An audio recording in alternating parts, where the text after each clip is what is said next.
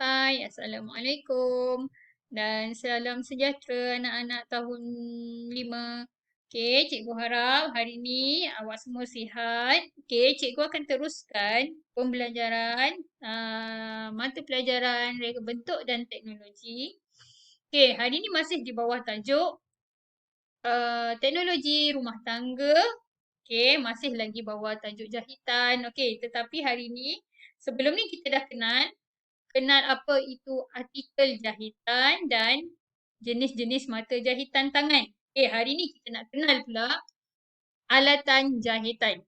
Okay, kita mula. Kenali alatan jahitan. Okay, setiap alatan jahitan mempunyai fungsinya yang tersendiri. Yang berikut ialah beberapa alatan jahitan beserta fungsinya. Okay, maksudnya dekat sini di akhir pembelajaran nanti murid-murid sepatutnya akan tahu setiap fungsi alatan jahitan yang kita bincangkan hari ini. Okey, yang pertama kita tengok ini adalah pita ukur. Nama dia pita ukur. Kita biasa tengok tukang jahit guna ni. Okey, apa fungsi pita ukur? Okey, pita ukur ni untuk mengukur fabrik. Okey, fabrik tu kain. Kain Okey, dia nak guna untuk mengukur fabrik atau mengambil ukuran badan. Okey, contoh nak ambil lebar bahu. Nak ambil ukur lilit pinggang. Kita guna ni.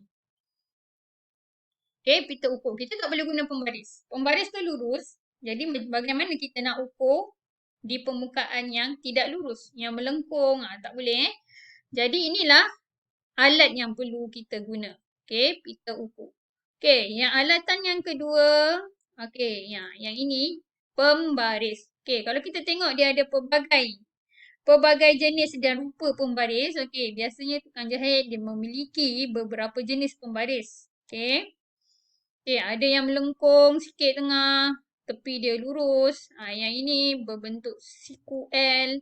Okey, yang ini ada sikit lebih dia. Yang ini lurus tapi kecil, ni lurus besar. Yang ini dia melengkung sikit di tengah.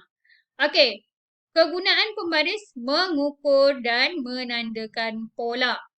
Okey, pola ni adalah plan. Okey, macam kalau kita nak buat rumah, kita guna plan. Buat pakaian pun sama. Bagi pakaian berfashion tu, kita nak ada plan dia lah. Nak ada pola dia. Okey, yang ini biasanya menandakan pola ni mungkin atas fabrik dan mungkin juga atas kertas warna. Dia ada satu kertas warna yang digunakan. Okey, yang ketiga kita guna. Okey, alatan ketiga adalah kapur tukang jahit. Ni biasa kita nampak ni tukang jahit guna ni untuk menanda pada fabrik dia. Okay, kita tengok fungsi dia. Membuat tanda pada fabrik. Dia nak buat tanda ukuran tu pada kain yang dia nak gunakan untuk jahitan dia tadi. Okay, membuat tanda pada fabrik. Okay, yang seterusnya, yang keempat. Okay, alatan seterusnya adalah roda surih. Okey, dia ada tangkai dan hujung dia ada roda bergigi. Okey, roda suri ni dia nak memindahkan. Okey, fungsi dia memindahkan tanda pola ke fabrik. Okey, bila kita buat pola tadi, plan tadi, kita nak pindahkan daripada pola tu atas kertas lah yang dia dah buat design tu tadi. Okey, selepas tu dia gunakan roda suri ni untuk pindahkan pola tu. Tanda pola baju tadi yang berfashion tadi dia nak buat tanda pada atas fabrik, dia gunakan roda surih. Dia pindahkan tanda pola tu ke atas fabrik, ke atas kain pakai roda surih. Roda yang bergigi tajam ni akan bagi pola warna pada kertas pola tadi tu turun dan melekat pada fabrik. Okey. Yang inilah kertas ni, kertas karbon tukang jahit ni yang cikgu sebut tadi. Dia guna bersama dengan roda surih tadi. Okey? Okey, kertas karbon tukang jahit ni fungsi dia memindahkan tanda pola, garisan dan motif ke fabrik dengan menggunakan roda surih. Kertas karbon ni dia ada warna. Jadi bila kita buat pola, contoh baju blouse. Dia ada dia punya macam plan lah, maksudnya pola ni. Dia lukis bahagian tangan tu macam mana semua. Dan dia nak nak ada kan, okey, pola ni dia nak pindahkan ke atas kain yang kita nak gunting tadi, yang kita nak jahit tadi, kita guna kertas karbon ni dan guna dengan bersama dengan roda surih tadi. Okey, tanda pada pola tu akan berpindah kepada fabrik. Okey, ni memindahkan tanda pola, garisan dan motif ke fabrik dengan menggunakan roda surih. Okey, yang seterusnya, alatan seterusnya adalah jarum peniti. Okey, ni fungsi, ni pernah tengok kan jarum peniti ni? Okey, fungsi dia menyemat pola pada fabrik. Maksudnya ni, kertas karbon ni yang dah ada pola dekat atas dia tu. Okey, kita pindahkan. Kita nak pindahkan tu sebelum kita pindahkan atas fabrik. Kita ambil kertas karbon tukang jahit ni. Pola yang ada pola kita dah tanda, nak tanda dekat fabrik tu, kita semat bersama. Okey, dan tu dia. Nak bagi dia lurus lah. Maksudnya bila kita buat guna roda surih nak pindahkan tanda pola tadi, kain tadi tidak akan bergerak. Okey, itu sebab kita guna jarum peniti. Menetapkan 2 atau lebih kepingan fabrik sebelum menjahit. Ataupun kita semat 2 keping fabrik supaya tak boleh bergerak. Okey, jadi kita semat menggunakan jarum peniti supaya kain tadi yang kita nak cantum tu tak bergerak. Maksudnya bila kita jahit dia tak sengit lah. Bila sengit tu kan kena buka. Sebab dah bukaan dia tu dah tak betul. Okey, seterusnya. Okey, alatan seterusnya. Okey, yang ini gunting fabrik. Kalau kita tengok ni, gunting kain lah. Fabrik tu kain kan. Okey, gunting fabrik ni dia lebih besar dan dia bengkok sikit pada hujung pemegang dia. Okey, kita guna fungsi gunting fabrik adalah menggunting fabrik. Kita nak gunting kain.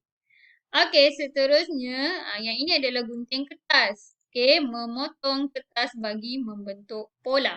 Okey, yang ini gunting kertas. Kita nak potong kertas bagi membentuk pola.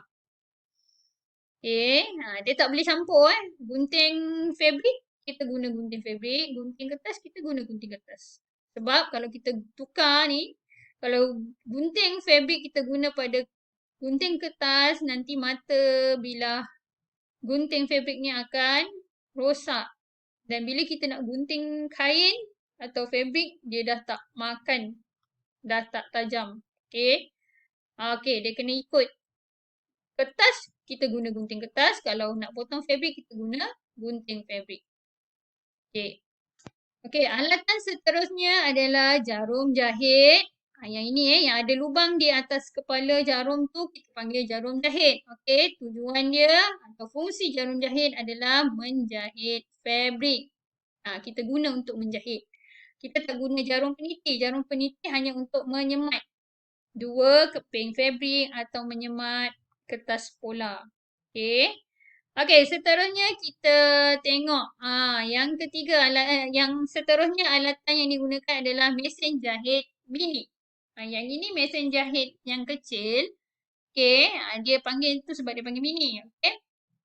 Fungsi dia menjahit fabrik menggunakan elektrik untuk berfungsi. Okey, fungsi dia untuk menjahit fabrik. Yang tadi pun sama.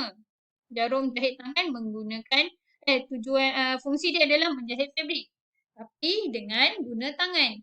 Okey, kalau mesin jahit mini, kita nak menjahit fabrik. Okey, kita gunakan elektrik untuk dia berfungsi. Okey. Okey, seterusnya. Okey, alatan seterusnya adalah mesin jahit tangan. Yang ini mesin jahit tangan, dia macam stapler rupa dia. Okey, seperti stapler rupa dia. Okey, fungsi dia menjahit fabrik. Okey, digunakan secara manual. Kita guna tangan je. Okey, sama fungsi dia. Jarum jahit, mesin jahit mini, mesin jahit tangan. Fungsi dia adalah menjahit fabrik. Kita nak jahit kain. Okey, dan akhir sekali. Okey, fungsi alatan. Akhir sekali, alatan dia adalah peretas jahitan. Okey, apa fungsi peretas jahitan ni? Fungsi dia meretas dan menanggalkan mata jahitan serta memotong lubang butang. Okey, peretas jahitan ni contoh kita dah jahit. Lepas tu mungkin ada silap tersengit sikit. Jadi kita nak putuskan balik jahitan. Mata jahitan tu kita nak buka. Kita guna peretas jahitan ni. Okey, masukkan di celah mata jahitan tu kita putuskan dan kita boleh keluarkan. Okey, jadi kain tak rosak. Okey, kita buka jahitan tu dengan cantik dan kain tidak akan rosak. Fabric yang kita gunakan tadi tak akan rosak. Okey, dan satu lagi fungsi dia adalah memotong lubang butang. Contoh, butang baju Melayu tu, dia jahit, dia dah jahit macam tu. Okey, tengah-tengah tu kita nak tebuk lubang supaya butang boleh masuk tu, kita guna ini, peretas jahitan. Bukan butang baju Melayu je, butang yang baju kemeja tu. Kan kita dah buat jahitan untuk masuk lubang butang, kita nak tetas tengah dia tu. Nak buat lubang pada jahitan lubang butang tadi. Okey. Okey, itu sahaja untuk hari ini. Okey, kita tengok ni. Tahukah kamu terdapat dua bahan penting dalam jahitan iaitu fabrik dan benang. Ini bahan jahitan. Okey. Ini bahan jahitan, dia bukan alatan. Yang kita sebut tadi alatan, yang ini bahan. Bahan dia adalah fabrik, kain, bahan untuk penjahit kain dan benang. Benang tu bahan, dia bukan alatan. Okey, kedua-duanya merupakan bahan utama dalam penghasilan artikel jahitan. Okey, itu saja untuk hari ini. Okey. Cikgu akan bagi latihan. Okey. Cikgu harap awak boleh melengkapkan fungsi setiap alatan jahitan yang ada dalam lembaran yang diberikan. Okey, itu saja untuk hari ini. Okey, sekian. Terima kasih. Assalamualaikum. Bye.